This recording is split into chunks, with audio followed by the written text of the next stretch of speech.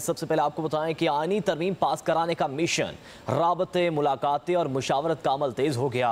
मौलाना फजलुर रहमान की रिहाइशगाह मरकज बन गई। हुक्मरान इत्तेहाद की मौलाना को मनाने की सर तोड़ कोशिशें जारी हैं। बिलावल भुट्टो जरदारी की 24 घंटों में मौलाना फजलुर रहमान से 3 मुलाकातें भी हुई। BNP के अख्तर मेंगल भी मुलाकात के लिए पहुंचे। आईनी तरमीम के मुसवदे पर मुशावरत की गई। तहरीक इंसाफ का वफ्द भी मौलाना फजलुर रहमान से मिलने उनकी रिहाइशगाह पहुंच गया है। इस बारे में तफसीलात जानते हैं पब्लिक न्यूज़ के नुमाइंदे वलीद मुख्तार से। वलीद, बताइएगा इस वक्त क्या गहमा गहमी है मौलाना की रिहाइशगाह पर?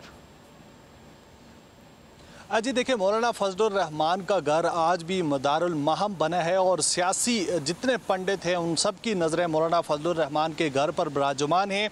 अब से कुछ देर कबल जो है वो बिलावल भुट्टो जरदारी मौलाना फजलुर रहमान से मुलाकात करके वापस गए थे और उसके फ़ौरन बाद जो है पाकिस्तान तहरीक इंसाफ का 5 रुकनी वफ्द मौलाना फजलुर रहमान से मुलाकात करने के लिए उनकी रिहाइशगाह पहुँचा। बैरिस्टर गोहर, सलमान अकरम राजा, असद कैसर और सुन्नी इत्तेहाद कौंसिल के सरबराह साहब हामिद रज़ा और उनके साथ जो है वो हामिद खान भी यहाँ पे पहुँचे थे और मौलाना फजलुर रहमान के इक्तदा में नमाज मगरब अदा की। और अब मुशावरत जो है वो पाकिस्तान तहरीक इंसाफ और मौलाना फजलुर रहमान के दरमियान हतमी मरहले पर पहुँच चुकी है और अब से कुछ देर बाद बाज़ाब्ता तौर पर मुशावरत का आगाज़ कर दिया जाएगा। चूँकि मौलाना फजलुर रहमान से मुतअद्दिद मुलाकातें आज के दिन में हुई हैं। हमने देखा कि मौलाना फजलुर रहमान से वफाकी वज़ीर दाखिला मोहसिन नकवी और इसहाक डार ने भी मुलाकात की थी और बिलावल भुट्टो जरदारी भी उस मुलाकात में मौजूद थे। जबकि BNP के रहनुमा सरदार अख्तर मेंगल जब मौलाना फजलुर रहमान से मुलाकात कर रहे थे तो उस वक्त भी बिलावल भुट्टो जरदारी भी यहाँ मौजूद थे। बिलावल भुट्टो जरदारी ने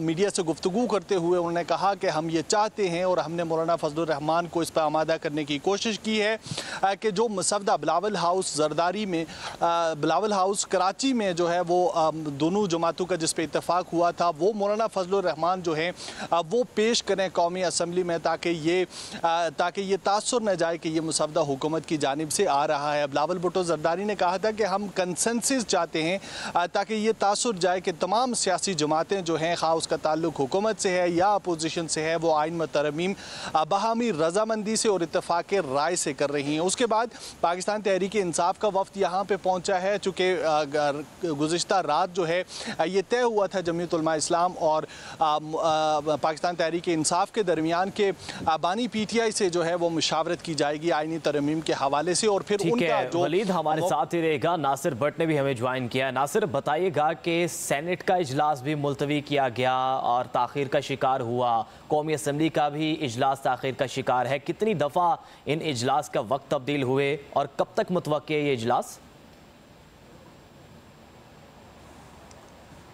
देखिए, आज बल्कि कल की अगर मैं बात करूं कि कल भी उम्मीद की जा रही थी कि कल जो है वो बाकायदा तौर पर पहले काबीना में चूँकि मुसवदे की बाकायदा तौर पर मंजूरी दे दी गई थी कौमी असम्बली की जो खुसूसी कमेटी थी उसकी जानिब से और कहा जा रहा था कि जो काबीना का इजलास है वो बुलाया जाएगा, उसके बाद ये जो है वो बाकायदा तौर पर पार्लियामेंट में पेश होगा। लेकिन आज जब पोस्टपोन हुआ उसके बाद आज की जो मुख्तलिफ तारीखें अब तक जो है वो जो टाइमिंग है वो दी गई है। पहले कहा गया था सुबह 11:30 बजे सेनेट का इजलास होगा, उसके बाद 3 बजे का कहा गया, फिर 6:30 बजे का कहा गया। अब दोबारा से तकरीबन चौथी दफ़ा जो टाइम है वो चेंज कर दिया गया है कि 7:30 बजे के बाद जो है वो सेनेट का इजलास हो सकता है। इत्तफाक़ राय करने में खासी मुश्किलात का सामना है हुकूमत को। इस हवाले से कहा यह जा रहा था कि जो सदर मुमलिकत हैं आसिफ अली जरदारी वो पहुँचेंगे मौलाना फजलुर रहमान के घर पर, जहाँ पर इस वक्त तमाम तरफ फैसला साजी और मुशावरती अमल जो है वो होता हुआ नज़र आ रहा है। लेकिन बताया अभी ये जा रहा है हमारा ज़रा की जानिब से कि मुमकिन तौर पर पाकिस्तान तहरीक इंसाफ के रहनुमाओं की मुलाकात के बाद जो सदर मुमलिकत के पास मौलाना फजलुर रहमान ईवान सदर पहुंचेंगे और वहां पर उनको ख़त्मी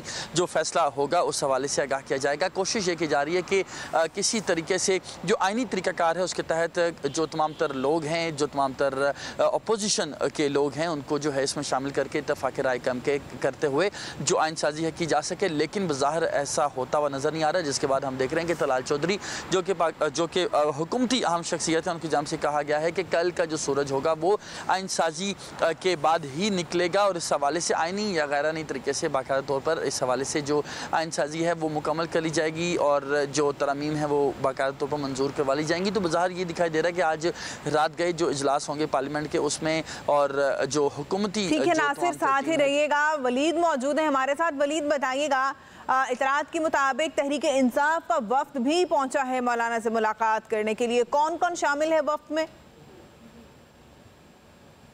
पाकिस्तान तहरीक इंसाफ के वफ्द में बैरिस्टर गौहर, साहबजादा हामिद रज़ा जो सुन्नी इत्तेहाद कौंसिल के सरबराह हैं, सलमान अकरम राजा, असद कैसर और हामिद खान जो हैं वो अब से कुछ देर कबल यहाँ पे पहुँचे थे। उन्होंने नमाज जो है वो मौलाना फजलुर रहमान की इक्तदा में अदा की, चूँकि नमाज मगरब का वक्त था और अब बाज़ाब्ता तौर पर दोनों जमातों के जो अमायदीन हैं उनके दरमियान मुशावरत इस वक्त मौलाना फजलुर रहमान की रिहाइशगाह पर जारी है। हमने देखा कि इस आइनी तरमीम के हवाले से मौलाना फजलुर रहमान से मुतअद्दिद मुलाकातें जो थी वो कल रात से, अगर हम कल रात की बात करें तो भी पाकिस्तान तहरीक इंसाफ और पाकिस्तान पीपल्स पार्टी और दीगर जमातों की जो मुलाकातें थी वो मौलाना फजलुर रहमान से होती रहीं और आज सारा दिन भी मुलाकातियों का जो तांता है वो यहाँ पे बंधा रहा, खा उसका ताल्लुक हुकूमत से हो या अपोजिशन से हो। लेकिन चूँकि पाकिस्तान तहरीक इंसाफ और जमीयत उलमा इस्लाम के दरमियान ये तय हुआ था कि वो हतमी पैगाम लेके आएंगे और उसके बाद फिर मौलाना फजलुर रहमान के साथ किसी एक नतीजे पे जो है वो पहुंचने की कोशिश की जाएगी। अब चूंकि ये मुशावरत इस वक्त मौलाना फजलुर रहमान की रिहाइशगाह पर जारी है तो देखना ये है कि क्या मौलाना फजलुर रहमान जो हैं वो लीन डाउन करते हैं हुकूमत की जानिब। वलीद मुख्तार और नासिर हमें आगाह करे थे, आपको बताएंगे